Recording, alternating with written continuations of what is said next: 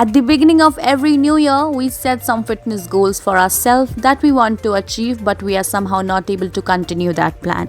Here we are going to make your fitness plan work and tell you how to keep your fitness journey going throughout the year.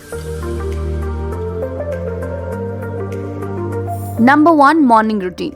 Now, morning routine is something that keeps you going. Each morning you brush your teeth, take a bath, likewise include exercise and workout as a part of your morning plan. Number 2, reminder. If you're not a morning person, set reminders and notes and plan your diet and workout sessions accordingly. Number 3, declutter.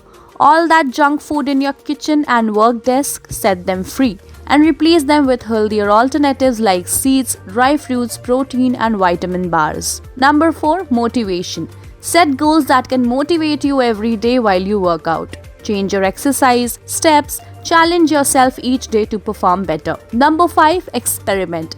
Bring out new ideas for recipes, read that blog, watch food videos and try new healthy recipes that can inspire you each day to try new healthier alternatives.